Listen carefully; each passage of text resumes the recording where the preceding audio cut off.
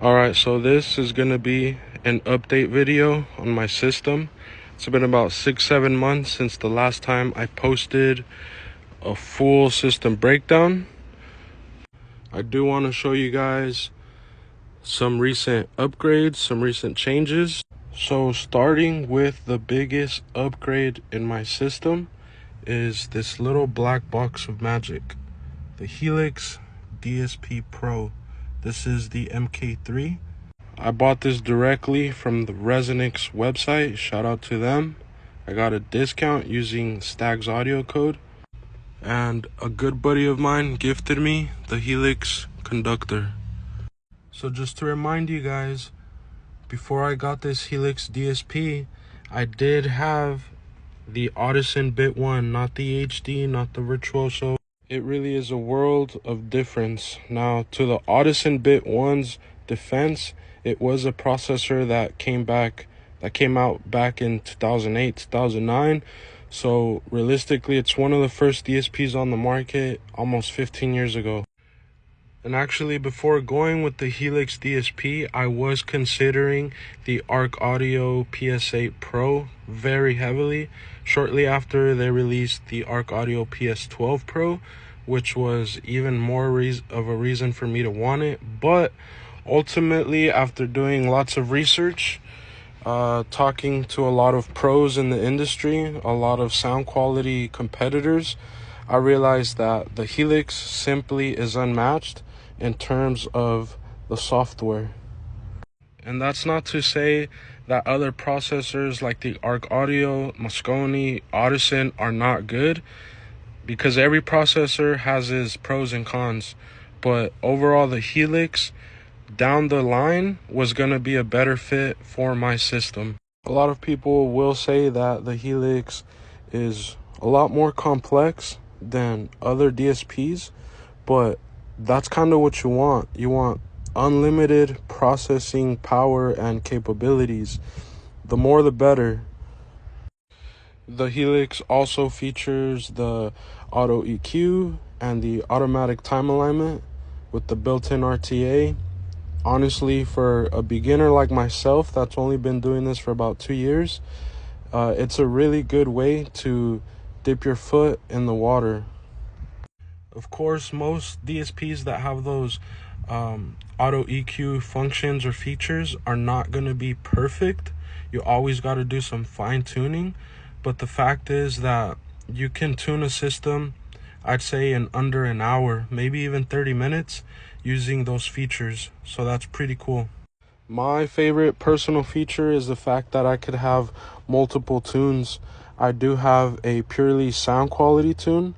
I also have what I call an SQL tune, or my version of an SQL tune. I have a passenger seat tune.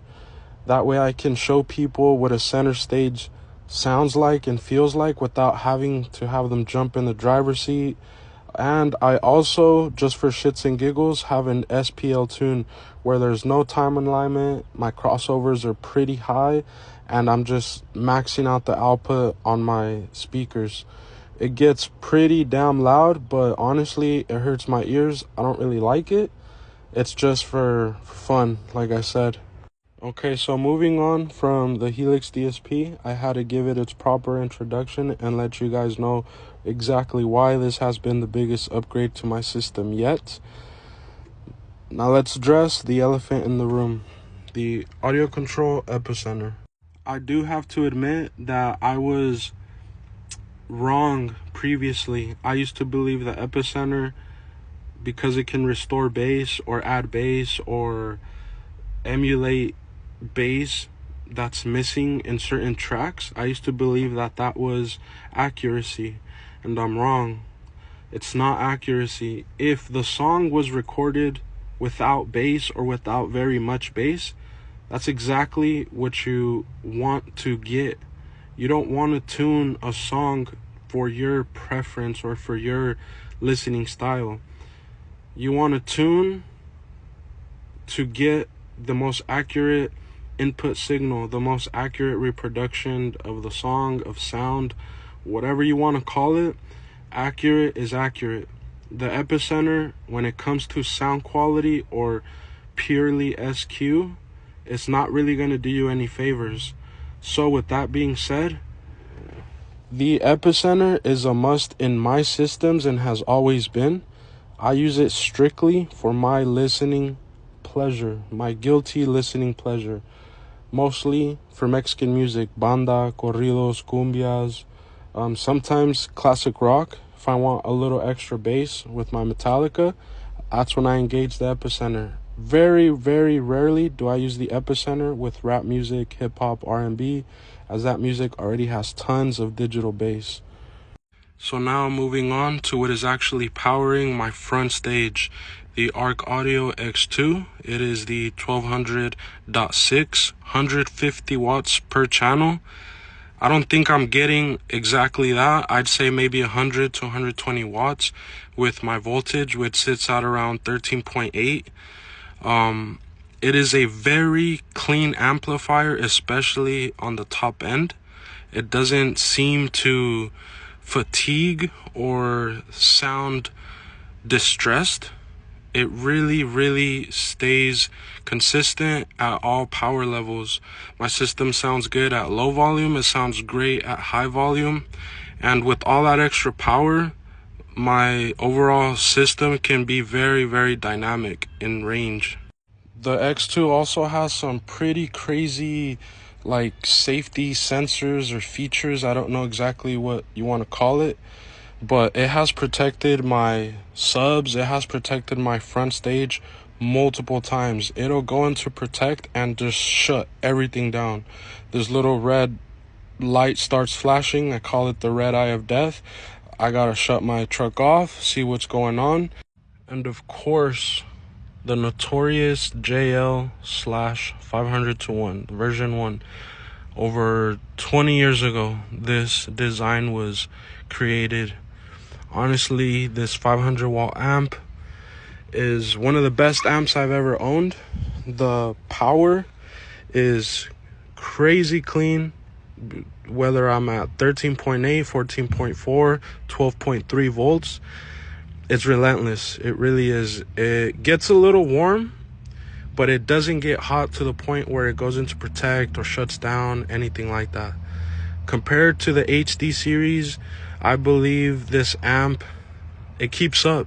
It definitely does. And you can find these nowadays for $300 on eBay, OfferUp, Facebook Marketplace. So I call this the poor man's HD because it has the rip system, which is a key feature of the HD amps. And of course, I gotta get a shot of the W7s. These are the 8s. I know they look pretty massive on video, but honestly, they're not very much bigger than my hand. And quick shout out to Sub X Sounds. You can find them on YouTube, TikTok, Instagram for building this hermetic sealed enclosure. These subs play linear down to like 18 hertz, and they have a peak at like 34 hertz. They are built to spec, proper airspace. Don't shove 4/8 under your truck seat just because you can. You're gonna choke them out. You're gonna play nothing but 40 to 45 hertz bass. And yes, they are extremely expensive. They cost a pretty penny, but JL, especially the W7s, are marketed for the customer, sparing no expense. If you want the best of the best, these subs will give you some of the deepest, cleanest, detailed, rich bass that you've ever heard. Alright, so now let's break down the front.